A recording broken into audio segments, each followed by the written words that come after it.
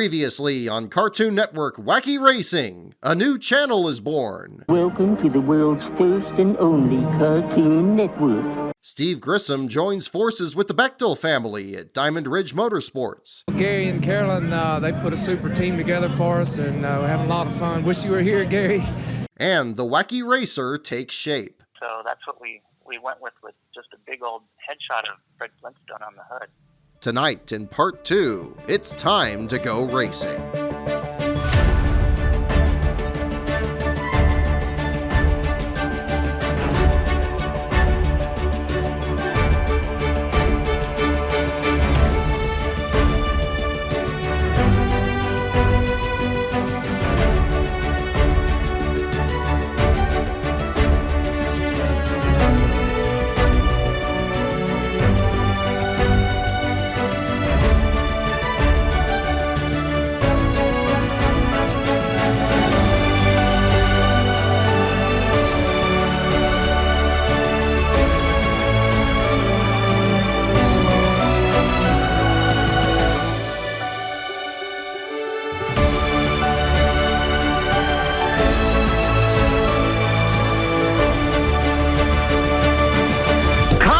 Network has its very own race car. It's very sleek and very fast. But it never hurts to give it a little help.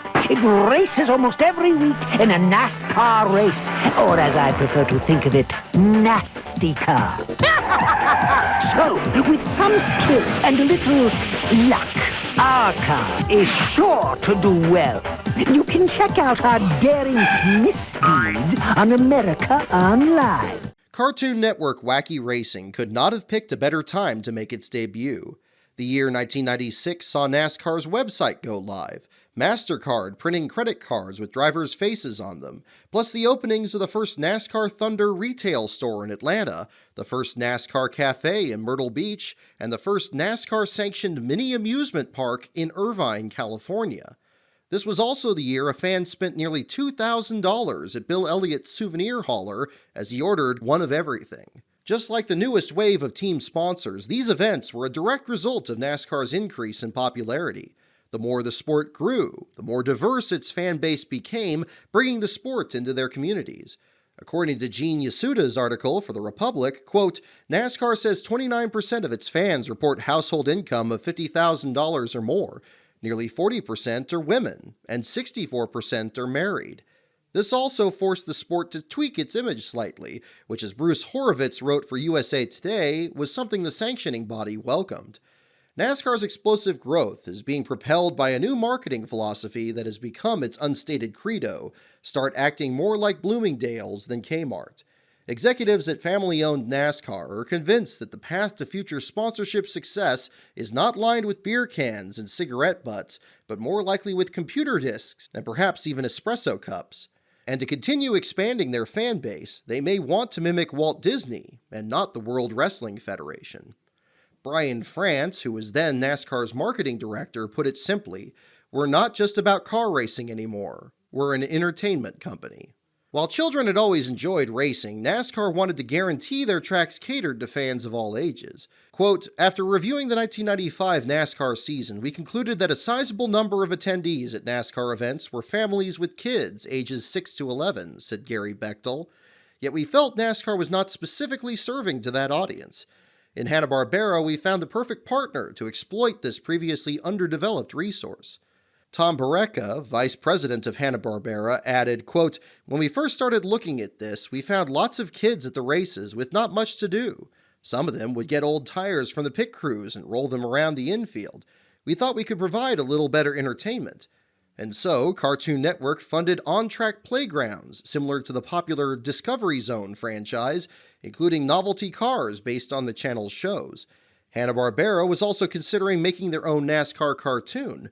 I'd love to do something with Steve Grissom down the road, maybe a voiceover part, said Barreca. But he also said, quote, we're careful not to trivialize the fact that this is an intense sport. That'll fuel our consumer business as much as the animated characters. In early February, Steve Grissom led a motorcade through Daytona Beach, riding in a convertible alongside a mascot of Fred Flintstone. Joining them were other mascots for Scooby-Doo and Yogi Bear, plus professional wrestler Dusty Rhodes, the pep band from Mainland High School, and bikers from Peen's Precision Motors. Two of the bikers were disappointed that Betty Rubble and Wilma Flintstone couldn't make it, and debated whether Betty's laugh was more endearing than Wilma's smile. At the mall, Daytona Beach Mayor Bud Asher presented Grissom with the key to the city. "It's important to bring kids out to the track," said the driver. "It's amazing how many kids watch us. Now with Fred Flintstone on the hood, there are 2- and 3-year-olds who know who I am. They come up and can't believe I drive the Yabba Dabba Doo car." It was into this world that in February, Brent Martin went to Florida, where he saw Grissom take the Cartoon Network car onto the track in NASCAR's biggest race, the Daytona 500. Grissom hoped to rekindle the magic of their strong start to the 1995 season, but instead ran about mid-pack in the preliminaries. He started 13th in his 125-mile qualifier and finished 14th, securing him 26th on the grid for the Great American Race. A little further back. Get closer to where the bubble action is here. That one that will and one that won't.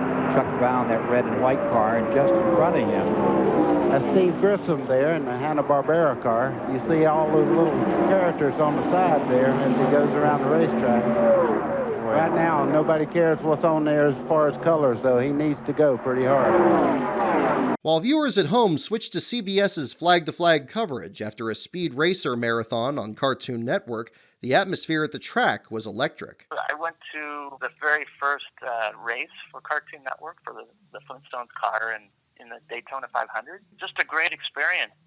We met at the airport close by, and Gary Bechtel had a helicopter, and me, and there's 2 marketing guys. Mark Hughes was one of them, and I forget the other gentleman's name, but he picked us up in the helicopter, and we took off, and we're flying to the track, to the start of the race.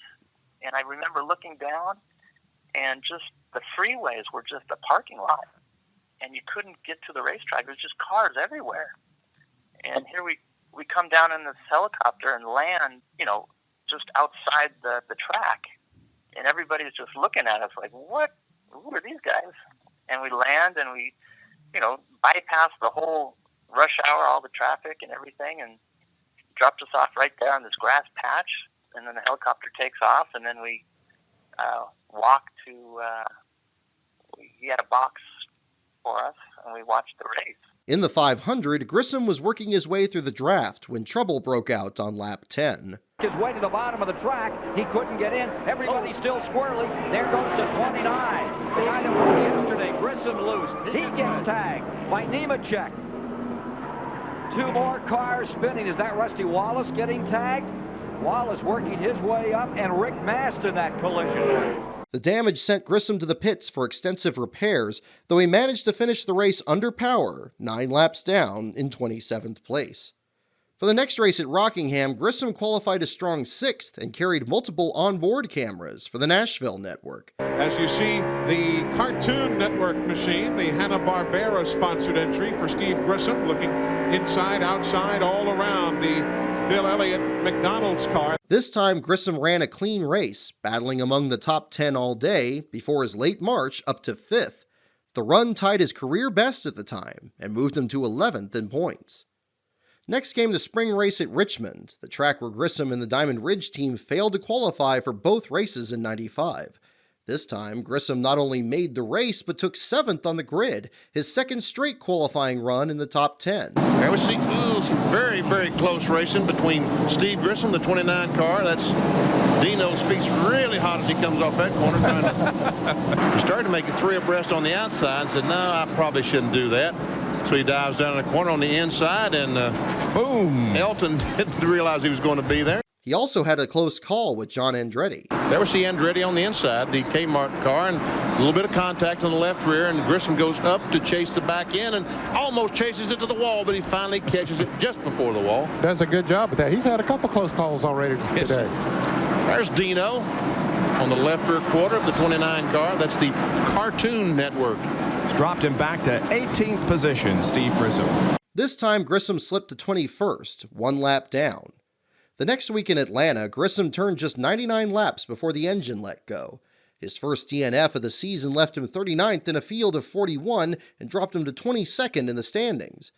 The next few races weren't much better, with a 26th place run in Darlington, a 27th in Bristol, and a 26th at North Wilkesboro, each multiple laps down to the winner.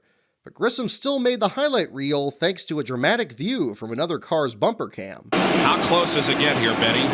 Well, let's see. Man, we drove that camera right up on the left rear tire. And there's a mark on the left. Yes, our camera has a tire mark on it. Already 25th in the point standings, Grissom's title ambitions took another hit when he failed to qualify for the season's 8th round in Martinsville, where his was one of 7 cars to DNQ. But the following race, Grissom's home track in Talladega, offered the opportunity for a rebound. The Diamond Ridge team was unable to test the car because it had to be rebuilt from its wreck in Daytona. Grissom still put it 23rd on the grid for the Winston Select 500. Under caution for the day's biggest accident on lap 130, crew chief Bill Engel had Grissom stay out and try to make it to the finish. This gave him the lead, the first laps ever led by a Cartoon Network car in only its 8th ever start. After a long red flag period, we are ready to go back to racing. The green flag comes out and the Winston Select 500 is on once again. Terry Labonte running in second position. Michael Waltrip, and a great effort for him, is running in third, and there are the top 10 on your scoring pylon. As you can see, 52 laps to go. Now, last year in this race, Rusty Wallace tried to go 62 laps for the win. He ran out with 5 laps to go. But as you heard, most people think that they can go the rest of the distance on the fuel that they have. As I say, it'll be close for some. There's Kenny Slater. He's 1 lap down. Remember, he had a flat tire and had to make a green flag pit stop and went a lap down.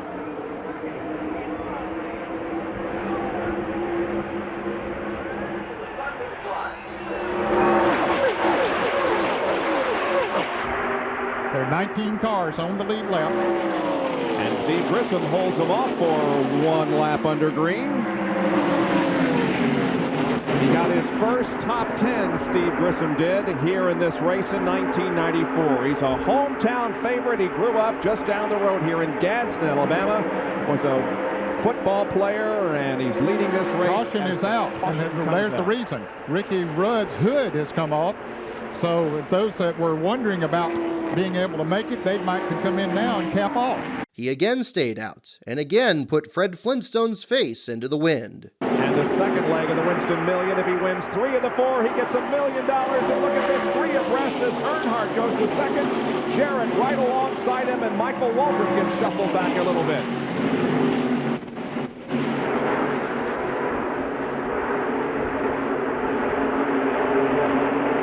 Staying up on the high side of the racetrack, along with Terry Labonte.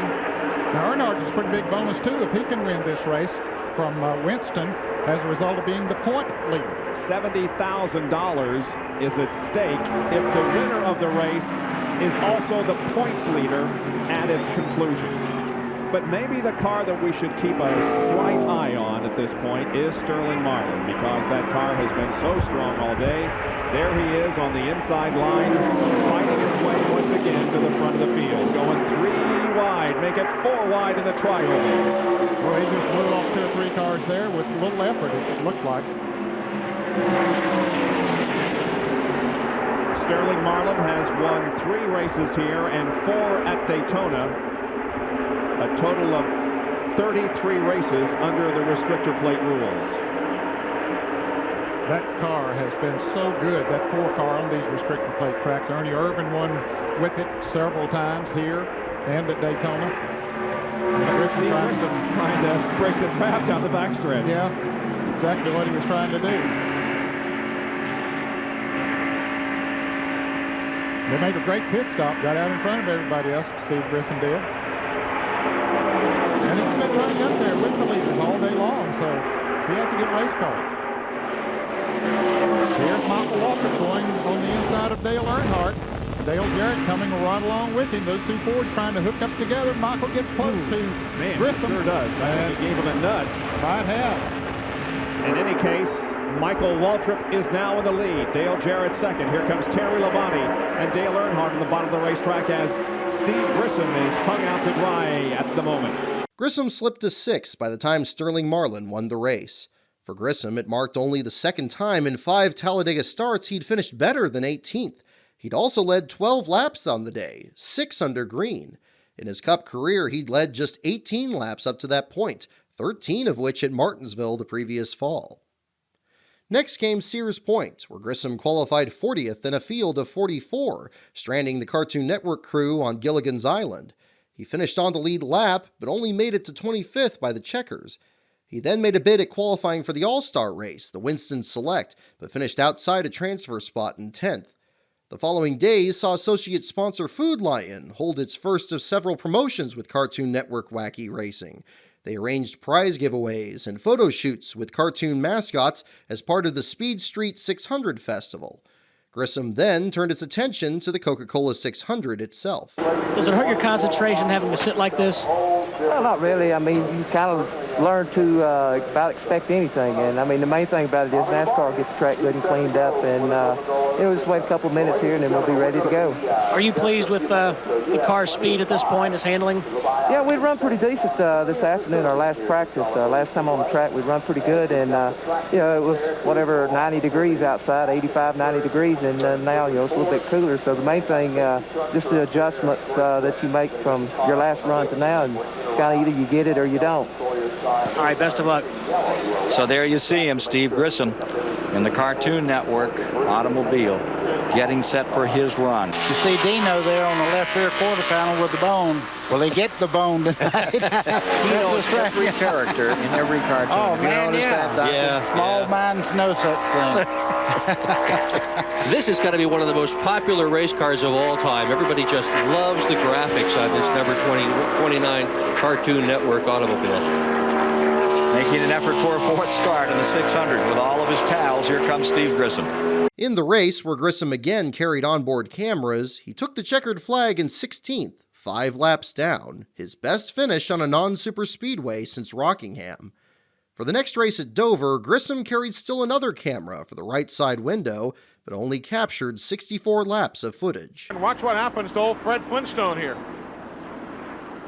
Boy, he had a right front go flat as he started into the corner and right up in the outside wall. You could even see some debris of rubber come off the tire as it popped and straight into the wall. That was a hard hit, wasn't it, buddy? Now we'll take a look also from the in-car camera. Let's listen to what happened here.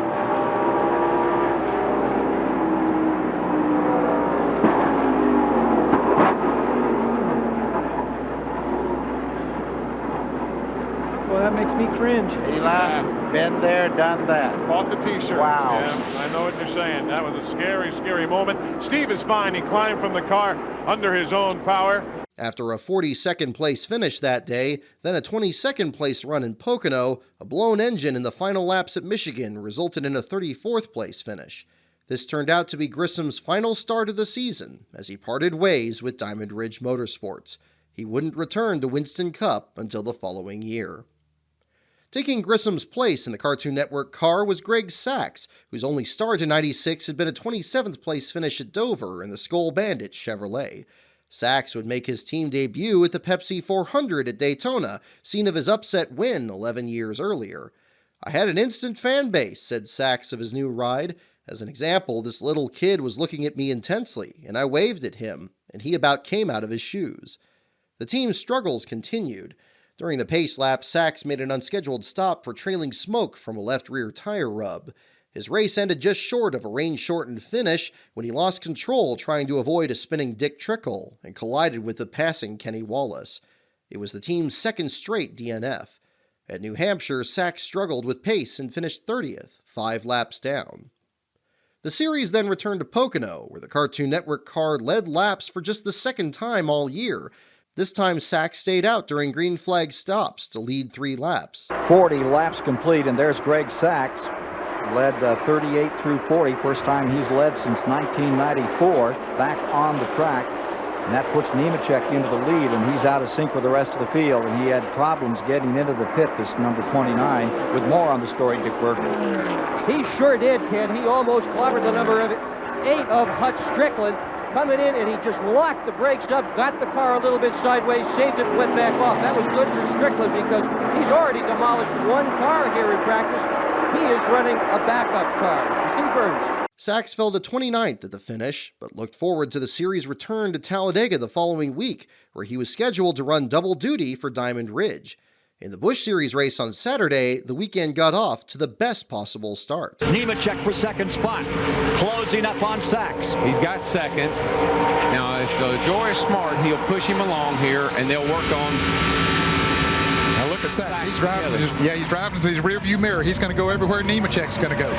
Watch it. If he doesn't get him here pretty quick, then Sachs might be able to hold him off. Sachs throwing the block as it came out of two. He did. Big time block. Nemechek pulling up. It's going to be a two-car shootout here, and it's just Nemechek fakes to the to the inside. Sachs has just got he's got him covered. He ain't going to let him by. Here they come down to the line, and it's going to be Greg Sachs in first, Nemechek in second. LaJoie's going to come across in third, Terry Labonte in fourth, and Bobby Labonte in fifth. With his first NASCAR win since 1985, Sachs looked to keep the momentum going on Sunday. He missed the first multi-car wreck, but not the second. After his 25th place finish, Sachs turned his attention to the Brickyard 400, where he'd qualified for each of the first two runnings with different teams. This time, wearing one of the uniforms from his driving school, Sachs was one of 48 drivers attempting the field of 40. Greg Sachs and the Cartoon Network Chevrolet, you were pretty quick. How about this morning? You just went out and came back in this afternoon, actually. Well, we just took a little shakedown run. I made one lap, and I didn't press very hard in turn one, kind of built a little more speed in two and three. You know, there were a few changes made to the track here, and I didn't want to just jump right out there and kind of balls to the wall deal. Your test session, the first thing everybody says when they hear who's the fastest or somebody's the fastest, they say, yeah, but were they legal? Well, your crew chief, Bill Engel, told me you guys were legal and you were quick. Yeah, I feel real confident about the car. We look forward to coming here tomorrow and repeating and backing up what we've done here in the test session. Obviously, you're going to try and nail down a pole here tomorrow, Greg. That'd mean a lot to you guys. Well, that's what it's all about. You know, winning practice means nothing. They pay nothing for winning practice. Pretty big purse out there for tomorrow's run. Well, you won last Saturday in the Busch race at Talladega, and you had a good run going on Sunday. Well, we did. You know, the WCW car was great on Saturday. It was great to get back in victory circle. It was just a fantastic day. And Sunday, our Cartoon Network Chevrolet was really performing well. I was running in, 10th to 15th most all day long, just kind of trying to take care of my car. And we were around 12th in that last deal when Dale had his incident and just got gathered up in it. Okay, well, I know you want to go keep an eye on the competition, so I'll let you go. Have a good day. All right, Bill, thank you. In qualifying, Sachs thought he had a chance at the front row, but settled for 10th, extending his Brickyard streak to 3. I don't feel like I left anything out there, he said. I was really happy with the run. The car is real strong. It had a perfect balance. I had a bit of a four-wheel drift in all 4 turns. The whole team did a great job. I think the opportunity to test here in Indianapolis was a big factor in our 10th place qualifying effort. But his race went sideways after only 5 laps. Crash in 2. Crash over here in 2. There's Bobby Hillin, who crashed yesterday. Ricky Craven is involved. Ever see Dave Marcus on the inside? The green and blue car is Dave Marcus. Sachs banged doors with Dave Marcus, sending him into a spin. The Wacky Racer finished 32nd, 6 laps down. At Watkins Glen, the Diamond Ridge team elected to hire a road course ringer. Butch Leitzinger had raced in the previous 2 runnings of the Bud at the Glen, including a strong 12th place finish a year before, the best finish of the season for the Dick Brooks team. The Cartoon Network car, which is being driven here by Butch Leitzinger, a road racing expert. In fact, the 1993 IMSA GTU champion and the 1994 24 Hours of Daytona champion. It has moved up to 13th position at the moment, so he is definitely on the move. Started in 17th spot, but Butch is already up to 13th. Leitzinger finished a solid 20th, the team's best run since the Coca-Cola 600, but wouldn't make another Cup start until 2007. Sachs made one more start with the team at Michigan, but was out after his 30th place finish. Because Fred's wheels are chipping off. They're getting smaller and smaller, and he's going slower and slower. Look! Paisano is trying desperately to hold on to his 10-lap lead, but his wheels are worn down to the hub. For all the team's struggles, Cartoon Network Wacky Racing was an unqualified hit with the fans. An article on the spring race at Bristol in '96 reported how a father bought a t-shirt and hat for his 12-year-old daughter who couldn't make it to the race. After waiting in a long line at the Cartoon Network hauler, the red one decorated with giant cartoon characters, he smiled carrying the merchandise Brent Martin and his team had designed, featuring Fred Flintstone and Dino. "You can bet this will get her interested in racing," he said. By August, that merchandise, managed by Sports Image, the company owned by Dale Earnhardt, had propelled Cartoon Network into the top 5 teams in NASCAR's souvenir sales. And by season's end, Cartoon Network reported over 400 mentions of the race team in print media, including 32 appearances in top 40 dailies with circulations over 200,000. The advertising was just as much a success off the track. As Ted Turner had predicted, Cartoon Network was now pulling high national ratings. Time Warner's latest merger with Vision Cable brought it to another 168,000 subscribers in Charlotte. Among these was Scott Svatek, who grew up watching cartoons and building model race cars, then got hooked on NASCAR when he attended his first race at Michigan in 1994. He didn't have a favorite driver or team until the first time he saw the Flintstones car hit the track. Yeah, nobody really great until like those cartoon cars came out, and then it was like, okay, hey, I'm following those guys. That's who I want to see do well or just even be on the track, which most of them they were, which was great. In 1996, Svatek was 27 and had just resumed his studies in college. He enrolled in UNC after his family moved from Chicago to the Charlotte area.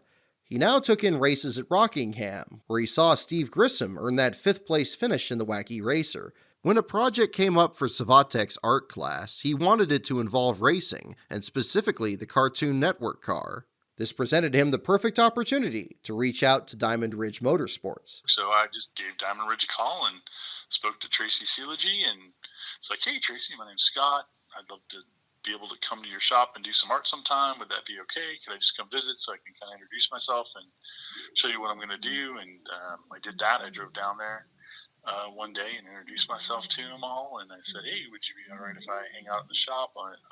I'll have my camera. I'll take some pictures, but I'm not looking to do anything. Like, yeah, just don't take any pictures of like the engines or any of that fun stuff. And I was like, okay. One day became an entire week as Svatek was invited to travel back and forth to the shop. He was enamored with the little details in each carefully designed car. One of the other interesting things about the older cars too is Bondo was part of NASCAR. Like now it's not even anywhere near it. So one of the bumper pieces I have off of Nadeau's car, and even some of the Diamond Ridge stuff, you can see where there's like 4 different colors.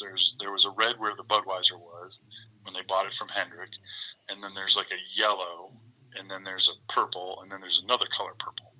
Yeah, so then funny conversation with Joe was like, well, no wonder why we were so slow sometimes. We just need to start from scratch and not put all this Bondo on there. He was also on hand to watch the pit crew practice. They did do some pit stop like the first kind of time I was there, kind of like the fan experience, I guess you'd say, or they had pit practice. It's not quite like it is today, but they were just like, hey, let's go pit. And then they had the old Meineke Lumina. They were driving a Meineke Lumina doing the pits, and all they had was knee pads and no helmets. They were all in their work shirts, not like they were jeans. There was no athletic gear in any way, shape, or form. It was just very rudimentary, just in the back of the parking lot. After hours of sketching and watching the cars being painted and decaled, Svatek found the inspiration for his art project. While having lunch at a pizza parlor in Chapel Hill, he saw a triptych, or 3-panel artwork, of a city skyline. He decided to make his own, featuring a roof view of the Flintstones car. He took several photos of the car and set to work on 3 large sheets of heavyweight poster board. He completed the design by hand, using oil crayons. The result is this piece, where the car design covers 3 staggered panels. Svatek earned an A for his work, after which several members of the team signed it. He also got to take home a souvenir. The first piece I got was that bumper, because that kind of started it all. I did that piece of art, and they're like, well, you can go have anything you want out in the back. Go take whatever you want. We got a ton of it. If I would have known then, I should have I should have taken the door. I could have. There was everything. Everything was there. So there was purple parts. There was white parts. There was Fred Flintstone parts. There was everything. Oh my goodness. But when this is like confetti out there. Yes, it was crazy. The rear bumper with Muttley pouring tacks, the very element Brent Martin had to redesign in the paint scheme, was the only piece Svatek could fit into the back of his Pontiac. It's now the first and most treasured piece of Svatek's collection of Cartoon Network Wacky Racing memorabilia, which he now maintains at his home in Atlanta.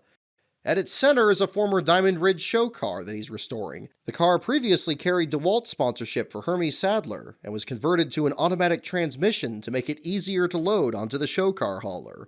Soon, Fred Flintstone will once again take center stage. That's the one I want to do, and I want to put on the 1-to-1 replica. So that was it's just Fred Flintstone. That was the original. He's the OG. He's the Paisano, goggles Paisano. So I gotta represent the goggles Paisano being on the hood and looking tough for everybody to see coming at him. By the time Svatek completed his artwork, the Diamond Ridge team had hired their fourth different driver for 1996. Chad Little entered the night race at Bristol, 11th in Busch Series points, where he competed full-time for Greg Pollux. The 96 season marked the fourth year that Pollux entered Little in a few Cup races, now in the number 97 Pontiac. Good finishes were hard to come by. In that year's Coca-Cola 600, Little didn't even start when he lost an oil pump belt during the pace laps. The most recent race at Michigan saw him finish a distant 36th. Perhaps with a few extra starts in the Cartoon Network car, Little could pick up his first top 10 finish in Cup since 1992. The effort began with a double-duty weekend in Bristol, where a crash in Friday's race left him 25th. Saturday's race didn't go much better. And we see the 29 car of Chad Little slow. The Cartoon Network car very, very slow off the corner. And the 29 car of Chad Little has a flat left front. Look at the brakes, how hot the brake rotor was on that 29 car. Wow.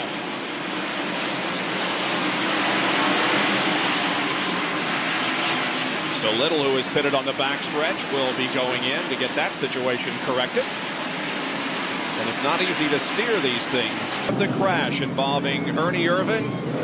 Also, Chad Little was involved, and Dick Trickle was involved also. Dick Trickle slowed down. It looked like Rick Bass came in there and hit him. That's how he got involved. Little rebounded in the Southern 500, where he qualified an impressive 7th, the team's best start since Rockingham, and finished in 20th. Then came an early crash at Richmond. And we have a crash involving Chad Little and John Andretti in the 98 Grab your car. gear if you can. Our first incident of the evening brings out the first caution flag on lap number 37, and some heavy damage to Chad Little. Yeah, they're probably able to fix the damage, but he has certainly got some damage, no doubt about that. Chad Little has climbed out of the car after bringing it into the garage area. And Chad, what happened? Dino's bone got crunched. We needed a caution real bad, but I didn't want to be the caution. Just Andretti got in the back of me, but we were bad. We were pushing really bad, and I was having to just park the car in the corners. We needed a pit stop to make a good adjustment. We're waiting for that, but we'll get back out there and make some laps for the Cartoon Network and all the Diamond Ridge people. And another at Dover. Spinning is the Cartoon Network entry. That's Chad Little, as you see him, he's got a lot of impact on the front and back of that car. It's really used up. And caution will be coming out on lap number 5. Chad Little with problems right off the bat. You can see him moving around there inside the car. That's a good thing. He did a hard hit back there. Following these back-to-back last-place finishes, Little failed to qualify at Martinsville. 1 year after missing both races at Richmond, they now swept the DNQs at another track. Next came what was, at the time, the final Winston Cup race at North Wilkesboro, where Diamond Ridge debuted their 5th different driver. Like Chad Little, Jeff Green was racing full-time in the Busch Series, having joined Dale Earnhardt Incorporated the previous year. He was also DEI's first driver in the Winston Cup Series, when in that same 96 season he qualified for both races at Pocono, a track where he'd never before competed. He did so with another family-friendly sponsor in Racing for Kids, a children's magazine.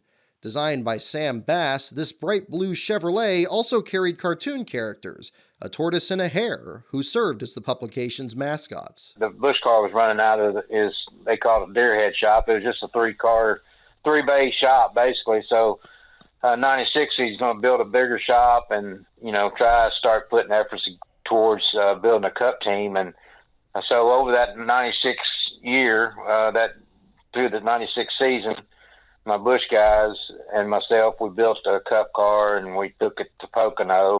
While the track suited Green's driving style, he fell out of both races early.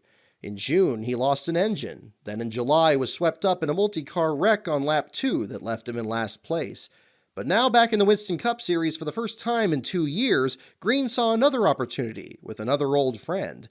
As it happened, he had known crew chief Bill Engel through his previous work at Wacky Racing, where Green had spotted for Michael Waltrip in 1994. Diamond Ridge was now calling Green about driving the Cartoon Network car. The opportunity was there, but Green first had to run it by Dale Earnhardt. I had to get the okay from Earnhardt to go drive it.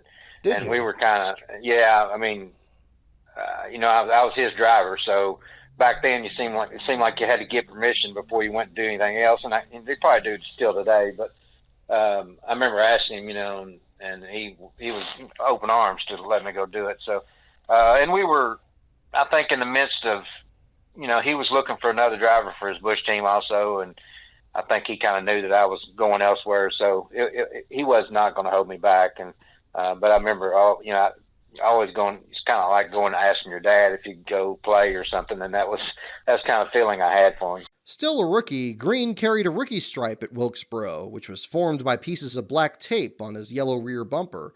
He looked for a strong run in qualifying, as he had in the fall of 1994, when he put the Sadler brothers' car 5th on the starting grid. Jeff Green, who becomes the 5th different driver for the car number 29 this season. Gary and Carolyn Bechtel car. Cartoon Network Chevrolet. We understand Jeff will probably drive this car for a couple of 3 events the remainder of the year. Trying to get in the top 25. Kenny Wallace on the bubble. Jeff will drive this car here in Charlotte and Atlanta. We'll run the full 1997 Busch Tour along with 5 Winston Cup events next year for this team. Lap 1 won't get it done. 19.426 seconds, 115.824. That puts him 35th. Kenny Wallace trying to hang on to the top 25. He's the bubble car. Second lap for Green, 19.450, a little bit slower. So Jeff Green will have to attempt to re-qualify to get in one of 32 positions in the starting field for this 36th and final Tyson Holly Farms 400. This time the run was just good enough to secure the next to last spot in the 37-car field. He finished in 32nd, 6 laps down. Still, he was happy to focus on refining his skills as a Cup driver without having to worry about bringing his own sponsors. Such was the business model at the time. No, I've never been in that loop. Don't want to be. Never wanted to be in that loop. So, they had people hired to do that. So, my job was to drive the race car, and I tell people every day that me or my brothers, neither one of us, all 3 of us would never made it if we had to do what these drivers have to do today, is bring money to the race team. And we were lucky enough to be in a generation and a time era that, where the owners come to you to hire you to drive the race car for your talent, and be able to bring a car home each and every weekend and not tore all to pieces, and be able to work on a car and things like that. As it turned out, North Wilkesboro marked the last start for Brent Martin's Flintstone scheme. By then, he'd already finished work on its follow-up, featuring Cartoon Network's second most popular show. Hanna-Barbera brought in both Fred Flintstone and Scooby-Doo to unveil their new paint scheme this week, featuring Scooby-Doo, Shaggy, and the characters of Scooby-Doo. Hanna-Barbera says they were pleased with Fred's performance in the 29 car this year, but they've decided to go with a Halloween spin this weekend. Jeff Green will be behind the wheel today, and Scooby will be a Diamond Ridge Motorsports regular next year.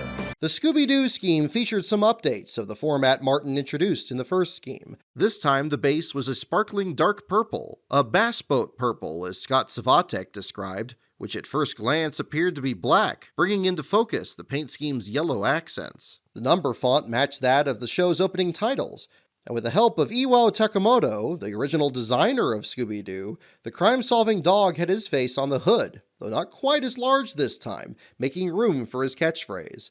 The driver's side featured Shaggy being chased by a ghost, and Velma's glasses were discarded on the left front fender.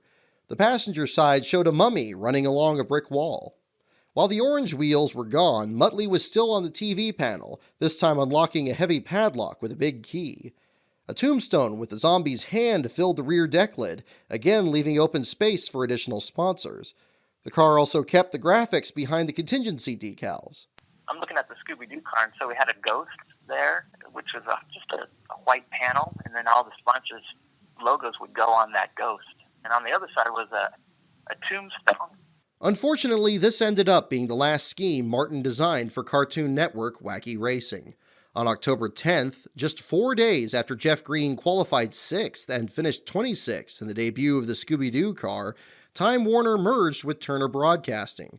Since the Warner Company had their own licensing department, Martin's position became redundant, so he was transferred to designing merchandise for the Warner Brothers studio store. When those shops closed, Martin opened his own design consulting business, Martin Design Studio, where he still works today. His work with Cartoon Network and Diamond Ridge occupy a special page on his company website. But this wasn't the end of Cartoon Network Wacky Racing. In fact, there would come even more paint schemes, which used many of Martin's ideas. It was also after this merger that Diamond Ridge changed drivers for a 6th time in 1996. Yeah, it's great being driver of the Wacky Racer, but it has its downside. How about this free ride day? Are you ready? I guess so. Hey, man, what are you anyway?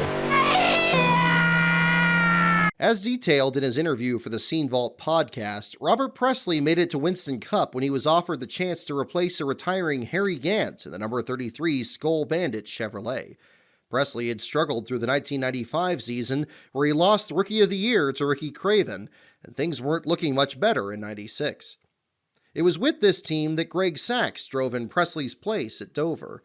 A series of late-season driver changes put Presley into the Scooby-Doo machine for the last part of '96 into '97. This meant Green was out of the number 29, but not out at Diamond Ridge. In September, Green had secured a new full-time Busch Series ride for the Bechtels with crew chief Wes Ward and teammate Elliott Sadler. He'd also be entered in another 5 Cup races, leaving open the option of running for Rookie of the Year in the future. So for now, Green focused on his return to the Busch Series. Presley's first 2 starts in the Scooby-Doo machine ended with a wreck at Rockingham that left him 37th, then a blown engine in 36th at Phoenix. For the season finale at Atlanta, he received some much-needed support on pit road. Scooby-Doo!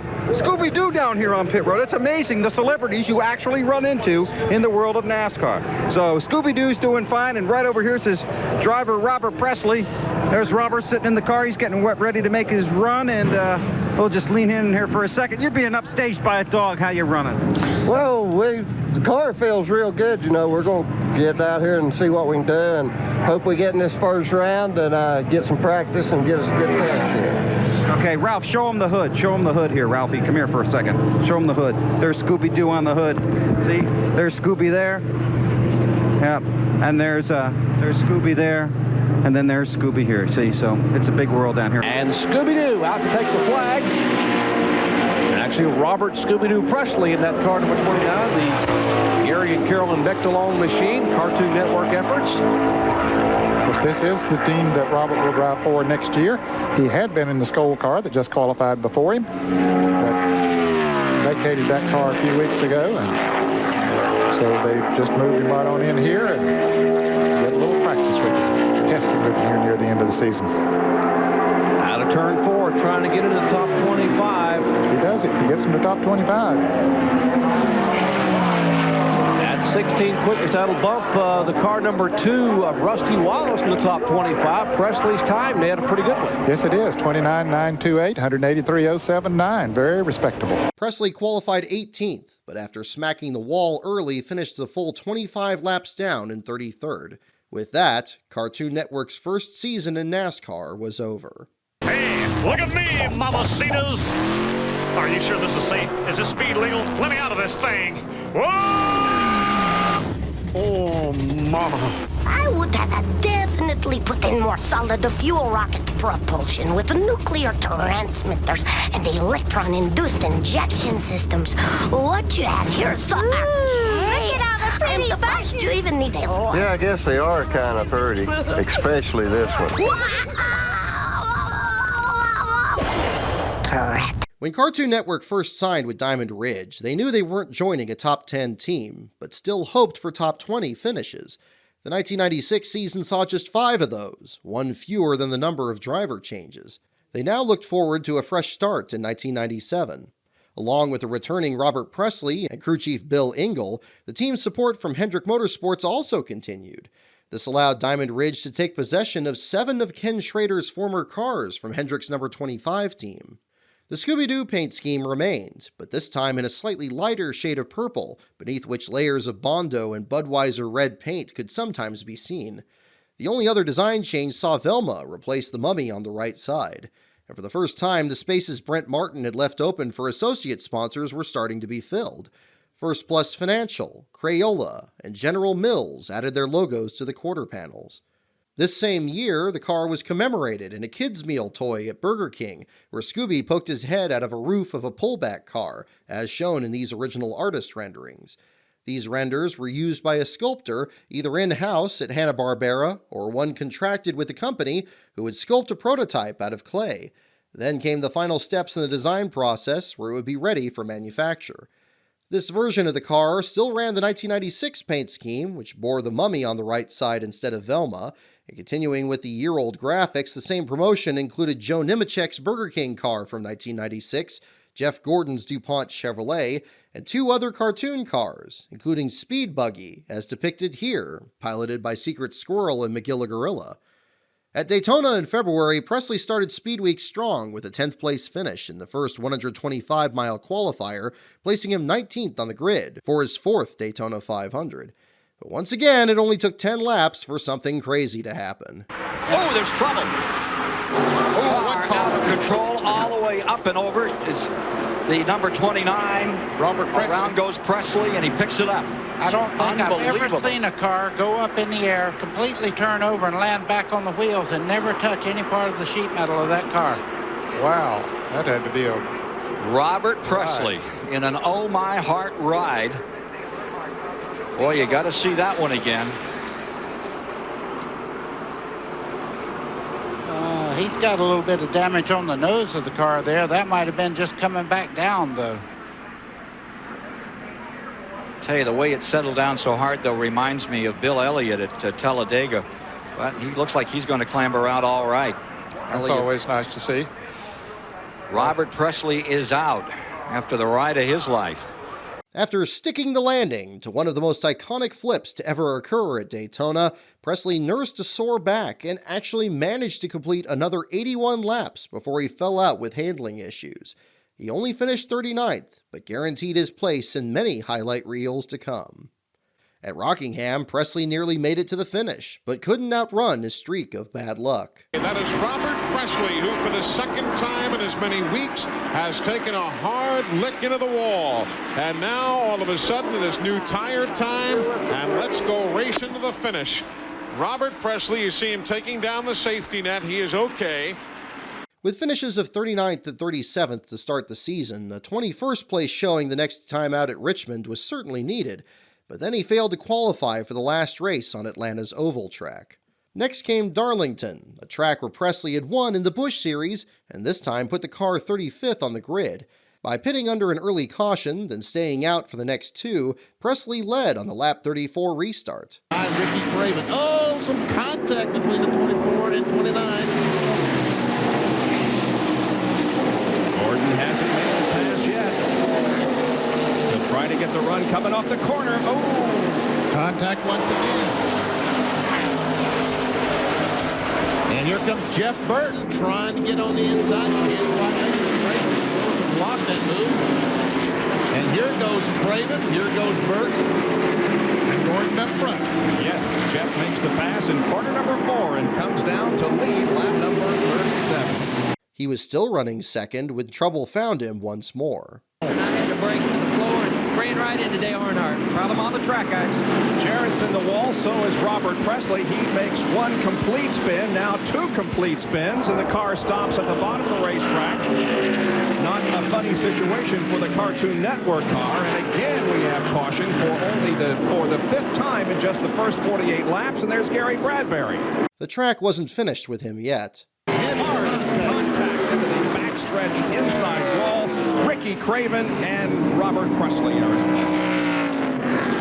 This time the car's behind Ricky slowly. Rusty Wallace had to take evasive action there. He was headed right for the very badly damaged car of Presley.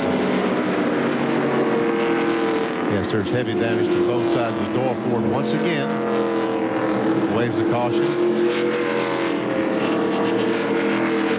Net is down, so that's a good sign. Presley's second DNQ in the first 6 races of the season came in the inaugural Cup race at the Texas Motor Speedway, after which the team headed to Bristol.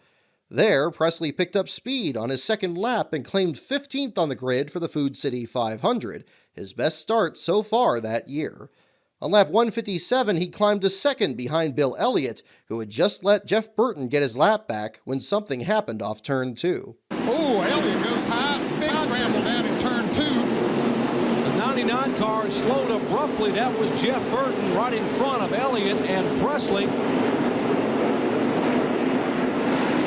And now here comes Burton on the pit road. He had just gotten his lap back, and suddenly the car slowed abruptly down in turns 1 and 2. And we saw the damage to the rear of that car. Looked like most of it was the 8 car. And there's our leader, Robert Presley. How about that? He's had such a tough year this year, and it's good to see him out front. Robert qualified 15th. Is our leader. Let's check in with Bill Weber. Well, these guys are disappointed. The hood is up, and the 8 car swings by on the outside, but he's got left side damage to the left rear and to the left front. The 29 car is also coming into the pits now, but they're under the hood, looking under the hood of Jeff Burton's car. Down to you, John, with the 29 today. Presley, I think Robert Presley might have made some contact with Jeff Burton going down into turn number 1. He came in, the left front tire was flat, so he had to come into pit. He's going to lose the lap with Bill Elliott and Jeff Burton scream down into turn 1. What a bad break for Robert Presley. That is a tough break, John. It's just typical of the way his year has gone. He did not cut the tire down. Look at the valve stems. You're supposed to have one here. It's completely broken off. This one here pinched off. The air escapes. The tire goes flat. The inner liner goes flat. That's what happened with Robert Presley. Going down into turn number 1, he made some contact with his left front tire, the right rear bumper of Jeff Burton's, and that snapped off the valve stem, so he has a flat tire and had to come in and lost a lap, at least 1 lap in the pits. The piece of Presley's car then fell on the track, giving him his lap back, only for Bobby Labonte to spin him a second time on lap 280. Behind that group, that is Robert Presley, as the field now shuffles by and caution once again being waved. And Bobby Labonte is sitting sideways on the backstretch there as well. Even then, Presley endured. He finished 14th, far and away his best run of the season so far. With 2 laps led at Bristol and another 7 at Darlington, Presley then qualified a strong 13th at Martinsville, the same track that saw the Diamond Ridge team fail to qualify for both races in '96. This time, contact from Dale Earnhardt caused him to spin and stall, leading to a 23rd place finish. The next race in Sears Point was the Bechtel's home track. Turn 7. Well, Robert almost threw Shaggy and Scooby-Doo off the side of that car. He got the car airborne up there, driving for the Cartoon Network folks. Gary Bechtel, Bill Engel, the team manager there. Ooh, he got a little close on that corner as well. There, you see him get down on those ripple strips and fix the wheels off the ground. Keeps it much lower off that turn than Bobby Labonte did. As a result, he made it through. And Super on the bubble at 90.827 miles an hour. That's the top 25. Robert Presley would like to get in the top 25.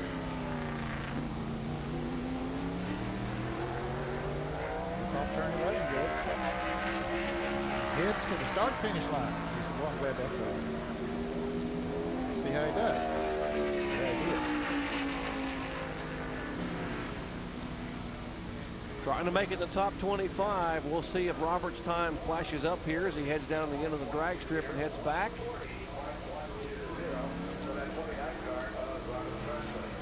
Turned to 31st for Robert Presley, 100.120 seconds. Unfortunately, Presley was handed his 3rd DNQ in just 9 races, keeping him a distant 40th in the point standings. After a 29th place run at Talladega, then slipping from 5th on the grid for the Winston Open to a distant 21st, Presley was out of the ride. Presley wasn't the only Diamond Ridge driver to suffer misfortune that year. Coming into the Charlotte weekend, Jeff Green and his new Busch Series team with Wes Ward was 3rd in the series standings and even won the inaugural race at Las Vegas Motor Speedway. But unlike teammate Elliott Sadler, Green didn't have a sponsor, and Bechtel could no longer afford to pay the team out of his own pocket. So, after running the Busch race in Charlotte, the difficult decision was made to cut short Green's bid at the championship and bring him back to Cup in place of Presley. I didn't want to do it, but the owner of my race team, that's what he wanted me to do, so I had to do it. And Gary, he was spending all his money on that, he was spending more money out of his pocket probably than he had sponsorship on any card. So to pull the reins back a little bit on that, that team and keep him from spending the thousands or hundred thousands of dollars that he was, and try to put it all in one effort. And I mean, he was in the sport for the Cup racing, not the Busch Series racing. So I think the Busch Series is a training ground, you might say, for the drivers, the crew chiefs, and the people that are working on the car to be able to go to Cups. And you're watching Jeff Green, who's just taken over from Robert Presley in car number 29, the Billy Engel prepared car for the Gary Bechtel team, now making a stab at it.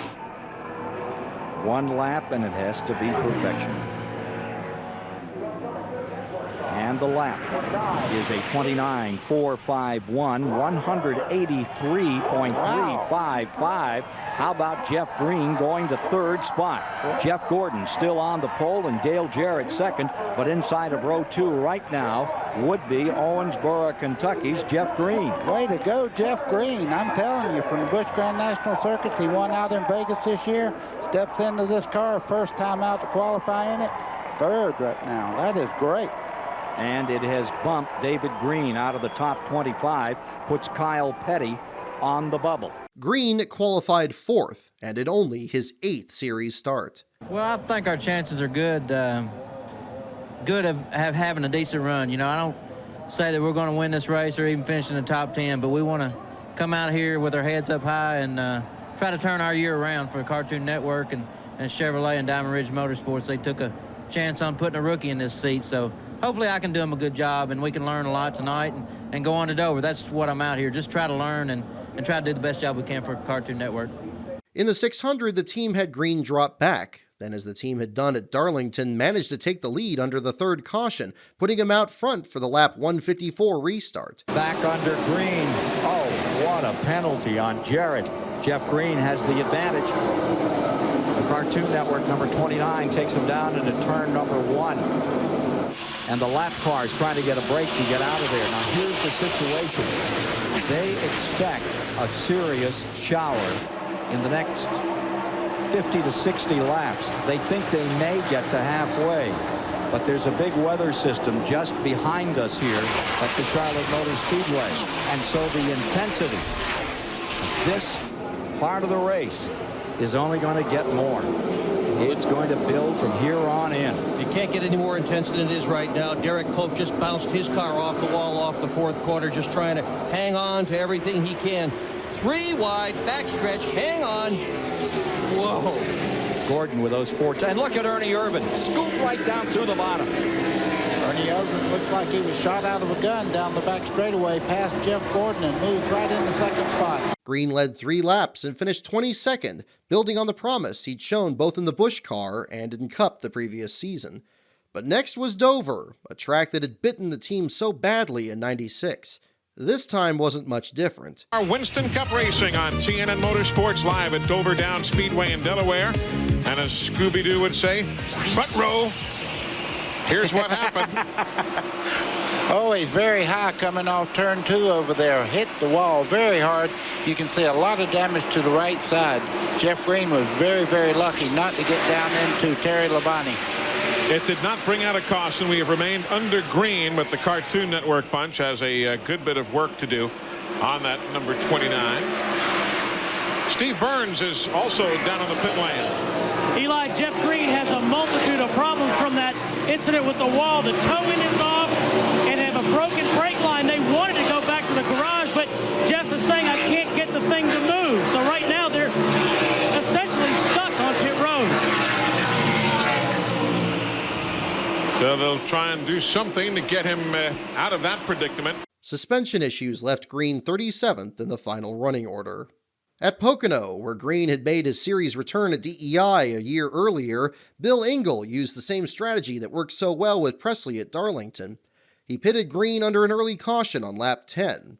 Then in the 46-lap green flag run that followed, Green took the lead on lap 49 and held it for 5 laps before his next stop. Let's remember this lap. DW will be the leader. Down the pit road is the 29 right now of Jeff Green. So Jeff Green makes his stop, a scheduled stop here at lap number 53 for him. Again, he hasn't stopped since lap 11, so this is a scheduled stop. And here comes Darrell Waltrip to the stripe, and DW will take over the lead while we watch the Cartoon Network crew go to work. Glenn? Well, guys, you can see him beating on the rear spoiler and also adding some wedge to it. They're trying to tighten that car up. He's been complaining that the car has been just a little bit too loose to his liking. The sun has come back out very brightly right now, and that will loosen the cars up here quicker than I believe any place we go. They got the 4 tires on in 21.3. Not a bad stop considering the chassis adjustments that they had to make on the Cartoon Network car. On lap 67, shortly after a restart, he challenged Darrell Waltrip for the lead. Jarrett again. Look at this. Here comes Jeff Burton giving Darrell Waltrip a run for the lead. Jeff Green takes the Cartoon Network colors to the front. Can he get there and stay there? Jeff Green. That's impressive. That is really impressive. They say it takes so long to get to learn Pocono, to learn the line here and learn what you have to do. There's a quick study. This guy's his 3rd time here. Yeah. It's only his 3rd race here. Yep. Billy Engel says nothing but praise for Jeff Green. He says he's a real focused young man. He thinks he has a great ability to feel the car and tell him what it needs. And just moving into this team, taking over the wheel, and a new crew chief this week. Wow. This time, Green led for 7 laps before Waltrip took the spot back, and he led for a 3rd time at the halfway point during still another round of green flag stops. It seemed like I ran better on flatter tracks, high-speed tracks like that, than I did bank tracks. I don't know, just to feel the car maybe, and probably the way the pit sequence worked out there that gave us a time to be out front. And I remember struggling there. I don't know if it's the same weekend or not, but I remember struggling in first round qualifying, and we went and changed everything for the second round qualifying. I'm pretty sure we was the fastest in second round, but so that, it just must have been a good day for us as far as getting the car right and what I needed in my, to be able to feel the car as good as I could. So I think it just probably circumstances worked out. I don't remember ever being really dominant in any race in that car, but I felt like it was circumstances that worked out that allowed us to be out front for a while. In the closing stages, Green was still running 10th when he developed a miss in the engine. He made an unscheduled stop where the crew discovered one of the cylinders wasn't firing. Moments later, the caution fell, trapping him in 33rd. Green returned to the track noticeably off the pace, and he fell out in the final 10 laps, leaving him 35th. That day, he led 15 laps, the most the Cartoon Network car would ever lead in a Cup race. After a 31st place finish in Michigan, Green and the Diamond Ridge team headed west for the inaugural Winston Cup race at the California Speedway. You heard us talk about how this track compares to Las Vegas. You won at Las Vegas, Jeff. How are you doing here? Well, we're doing all right, Bill. Really good this morning. We kind of struggled this afternoon in practice because of the wind or the tracks, the heat on the track or whatever. But just see if we can't get this Cartoon Network around here a good lap and get us in the top 25. I like watching cartoons on Saturday morning instead of requalifying, so hopefully we can do that. Got Shaggy and Scooby-Doo and all the guys riding along on the hood.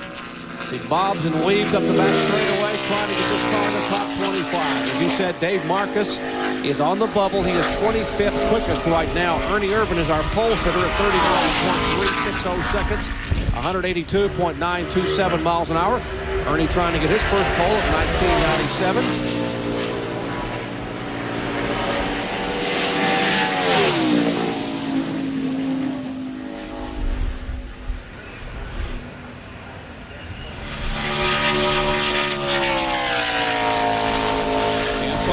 David Green has already been bumped from the top 25 in Winston Cup qualifying, although he is the pole sitter for Mars Winston Westcovic. Hugs the inner groove, down to the line. You see where the rubber has been rubbed into the racetrack. They come way up across the racetrack, some 75 feet. That's the width of the track in the turns.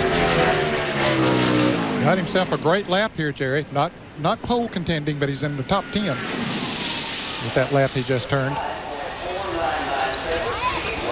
39.499, 182.283, and that is currently 6th fastest for Jeff Green.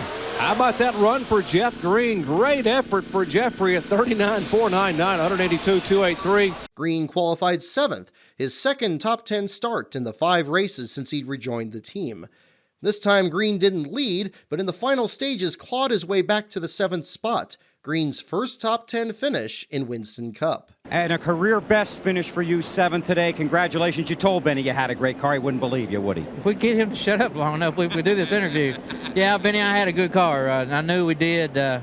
We heard a motor yesterday in the last practice, and Hendrick Motors, wasn't no doubt, put another one in, and it run good all day. And I mean, this Cartoon Network Chevrolet, I knew that going in, that if I could keep myself out of trouble, that we could have a top 10 finish, and we did that. So it was a good day for us. It was a great day for Jeff Green. It seemed like in my whole career that inaugural races was good to me. I mean, I won a bunch of them in the Busch car, but I remember that weekend we had a lot of grip. The track was brand new and all about keeping the throttle down, and I was able to pull them tight and let it go for I think it's a 400-mile race or something. But it was a good weekend for us. Just remembering that track back then, going to that track after that, in the years past when it was wore out and it didn't have the grip, I hated it. But for that particular weekend, I loved it because it had a lot of grip and I could just drive the heck out of my car. And, I think that's the difference between some of the setups is back then, especially is, when you have grip, you're able to drive really hard, and the guys that get the grip with their setups or whatever, it really shows off. And sometimes I think we missed it, didn't have the right setup to get the grip the other guys had. So that's why we got our butt beat a lot of times. And but back then it's brand new, and it was a brand new track, brand new asphalt, and it's like, your tires had glue on them. Next was a return to Daytona for the Pepsi 400, where Cartoon Network unveiled their third different paint scheme, the first since the merger with Time Warner. While Brent Martin and his team were no longer involved in the project, the car still retained many of their design choices. This time it was painted white with a subtle checkered flag pattern in dove gray, and another new font for the car's bright yellow numbers. Tom and Jerry made their debut on the hood, Jerry taking the wheel from a terrified Tom, while the TV panel showed Droopy Dog holding a sign that read, "Slow down, please." The biggest change was on the rear quarter panels, as for the first time the car also carried characters from the channel's newest shows. Dexter's Laboratory got its own show on April 27, 1996, the day before Steve Grissom led 12 laps at Talladega. Just over a year later, it was now the highest-rated original program on the channel. On the car, Dexter and Sister Dee Dee chased each other along the driver's side. The passenger side was reserved for Cow and Chicken, which was set to debut on July 15th, the same day as I Am Weasel, and a day after Johnny Bravo. A milk carton appeared on the right front fender, the diagram of an atom on the left.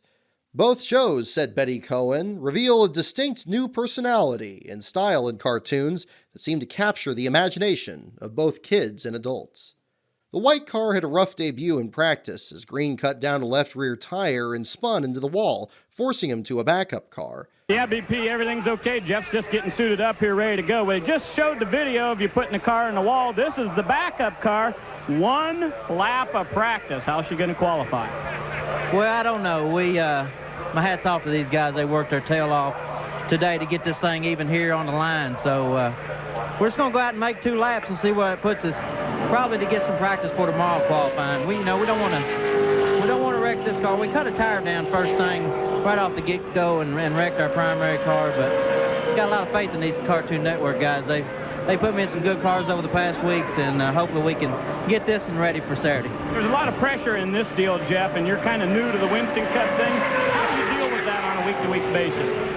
I haven't really been thrown in the fire yet, so I don't know.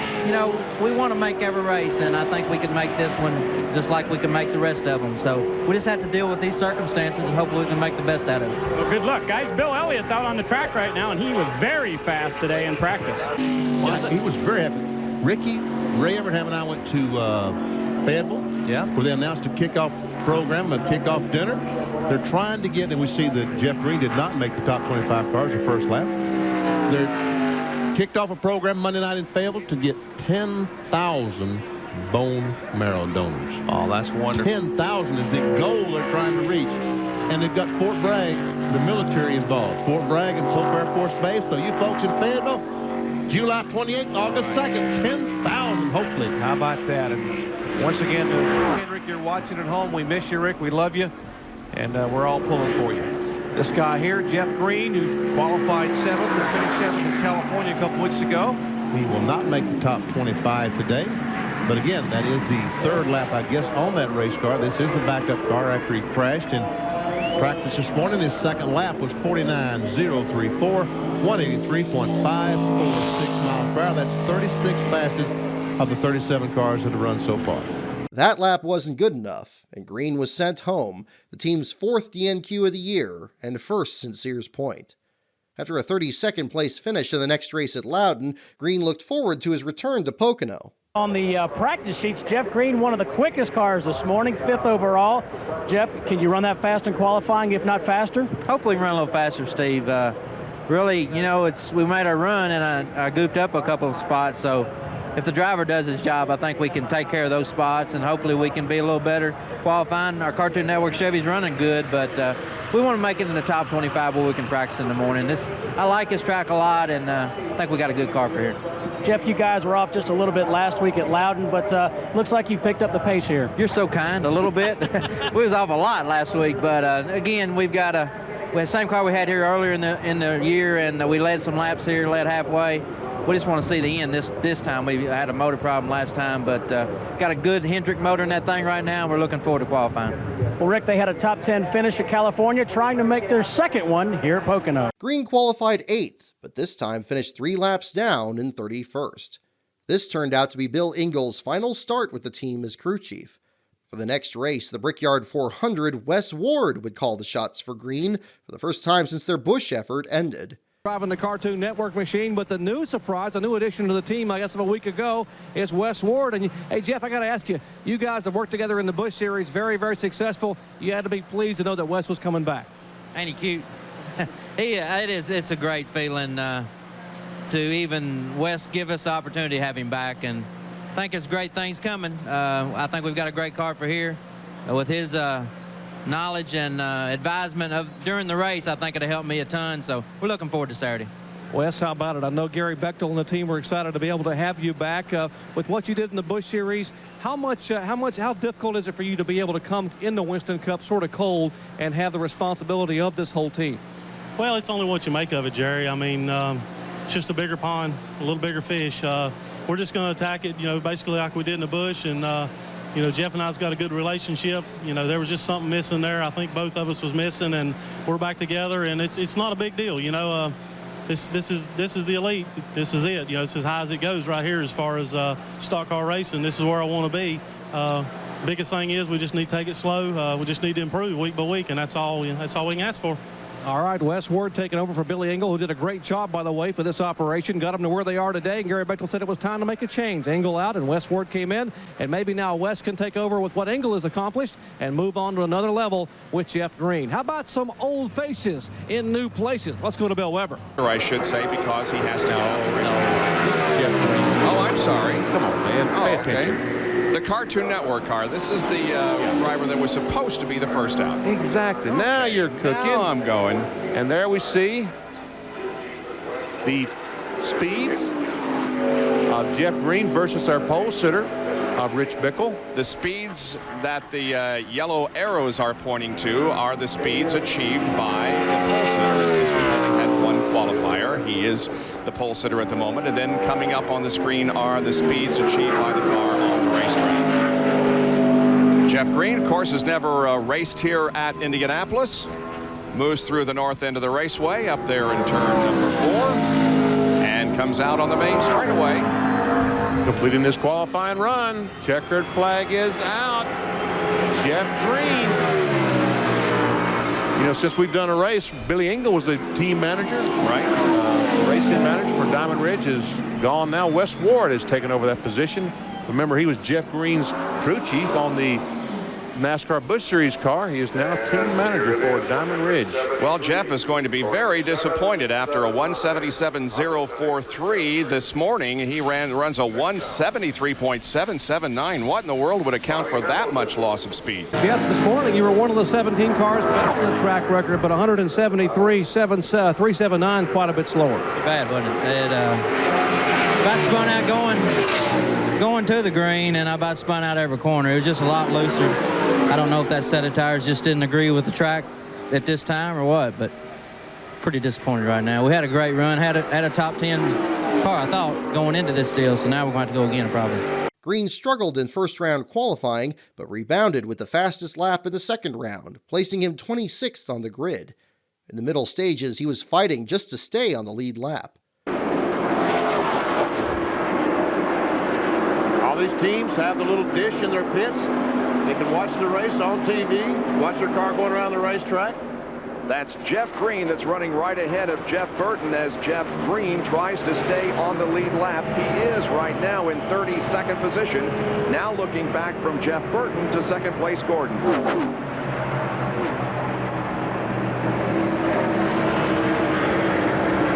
two cars have been able to put a little distance between themselves and Ricky Rudd, who's the third place car. Rudd is mired in some traffic now, some lap cars.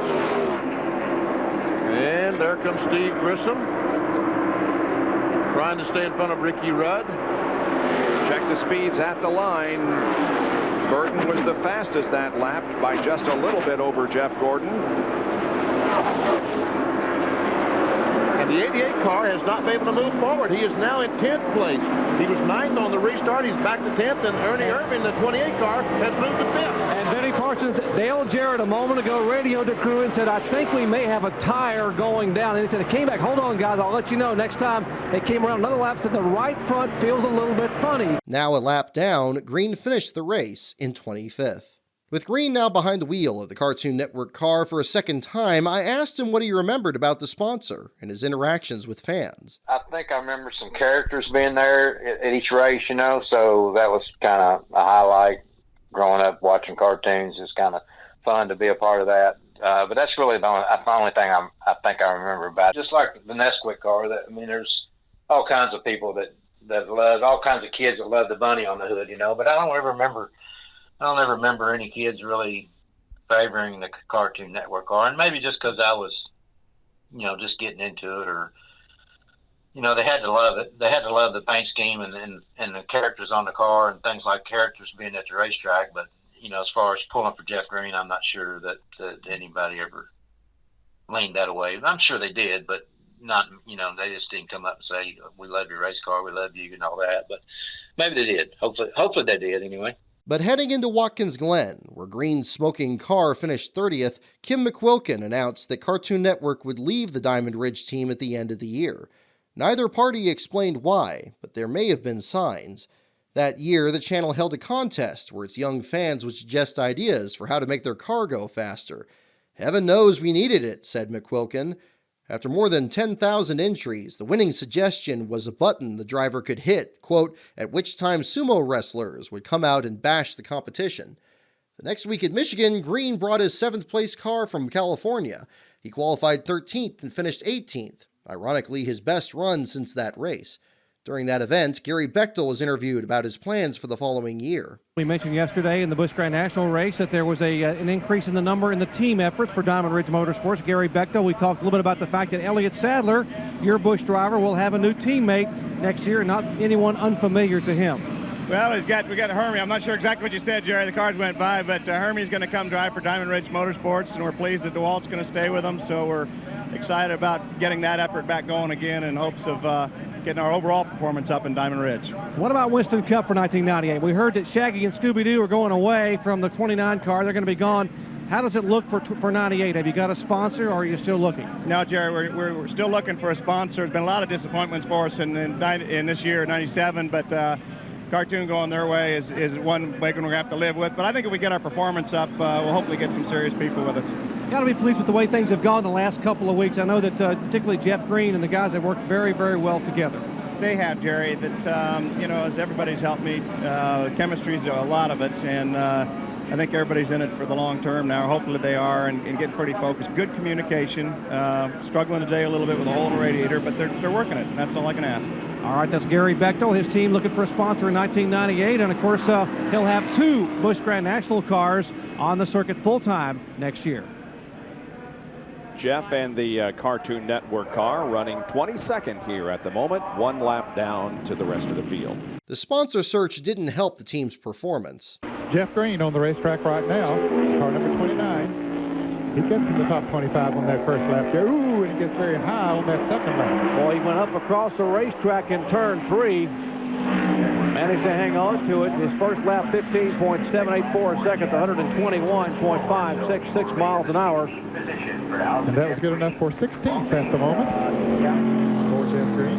And the second lap's where he had the scary slide in turn 3, drops down to 16.336, and we'll take his first lap, which does get him in the top 25, and that bumps Gary Bradbury.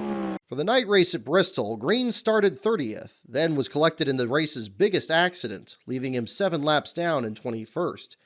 In the Southern 500, Green made it just 104 laps before electrical woes left him 39th. He was then 31st at Richmond and 38th in the new second race at New Hampshire before more bad luck at Dover placed him 40th. At Martinsville, he was spun by Jeremy Mayfield in turn 3, had a second incident in turn 2, and ended up in 30th, a full 36 laps down. After running so strong at Charlotte in his previous attempts, he only managed 29th in his return that October, then failed to qualify at Talladega. He finished 21st at Rockingham, then 32nd at Phoenix. It was an exhausted and frustrated Diamond Ridge team which arrived at Atlanta for the season finale, and the first ever race run on its reconfigured quad oval. Heading into that 32nd race of the season, the team had failed to qualify for 5 races and failed to finish another 7.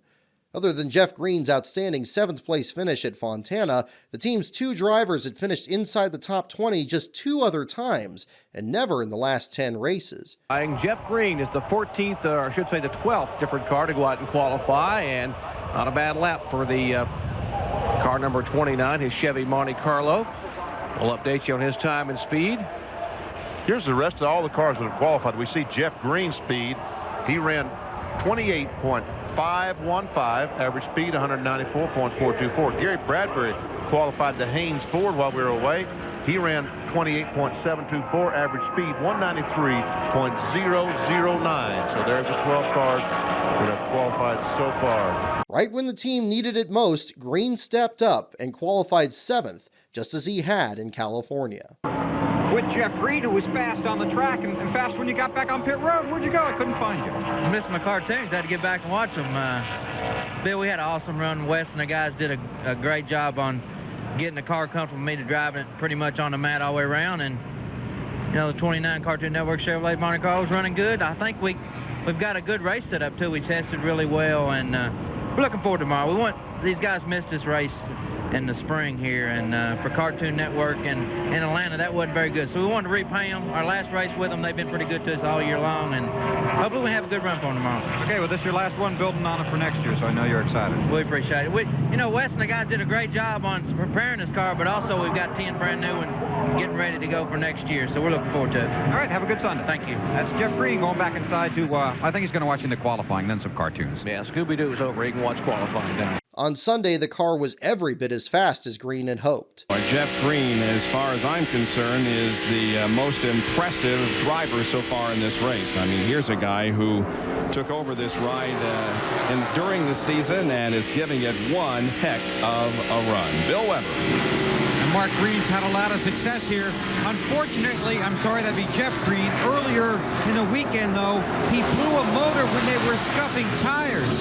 Now, that created a problem, and basically, they ran out of scuffed tires. So this is the first run in this race that Jeff has done on sticker tires. This morning, car owner Gary Bechtel said they were going to take some of these good gears and bolt them on the rental cars to put some laps on them, but they wouldn't fit. In their last race with Cartoon Network as sponsor, Green finished 4th, a new career best, and the best finish to date for Diamond Ridge's Winston Cup team. I'm pretty sure, you know, everybody was wearing tires out because of the new pavement, and I'm not sure how we did it or how we, you know, I don't know if we've run that good all day. I'm pretty sure we had a top 10, you know, run all day long and was able to people was having to pit because of blowing tires and things like that. So it just, I think it worked out in our favor. But we run good enough to be, to be in the top 10, and that fourth place was a good day for us. Green was the only Cup driver to make at least one start in each of the first 3 Cartoon Network paint schemes, including the last one Diamond Ridge ran in that Atlanta finale. He chose to stay with the Bechtel team for 1998, even though they once again didn't have a sponsor. Interestingly, the car did carry another cartoon character. That same year saw Warner Brothers join the sport when they made the indecipherable Tasmanian Devil the new spokesman for Chevrolet. While the Chevrolet promotion was for 3 years, Green made only 3 Cup starts for Bechtel in '98, followed by another 2 with Elliott Sadler driving. These were the last in the series for Diamond Ridge Motorsports. Green still has fond memories of his time driving for the Bechtel team. Yeah, Gary lived out in California, and he'd show up when he needed to, but he was there, maybe once a month, telling us the things we're doing wrong and trying to get us to do the things right. But he was a good owner. He believed in his drivers, believed in his people he worked for. So I thought, he's a good friend. Always will be a good friend. I've seen him. It's been 5-6 years ago now, maybe longer than that, at a racetrack, and still Gary, the same Gary he ever always was.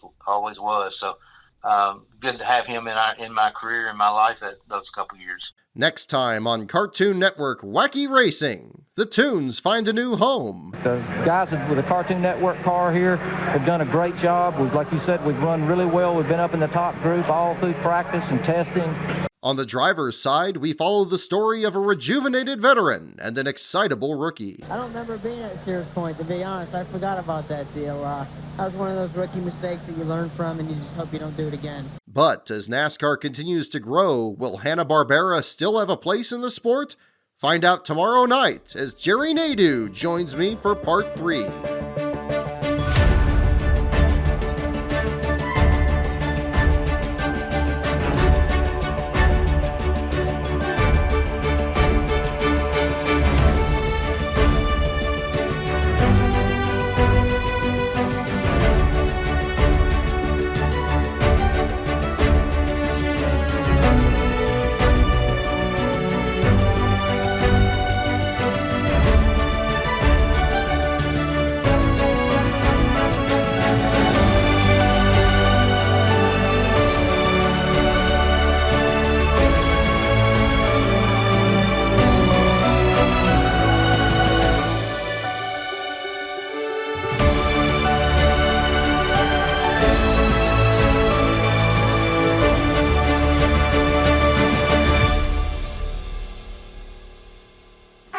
In America, there exists a sport that is driven by the fans. They are why everyone works so hard, on the teams and at the tracks, in front of the grandstands and behind the scenes, to give the fans the greatest race possible. NASCAR fans deserve the best, starting from the high banks of Daytona, all the way to the shores of California, and at every race in between.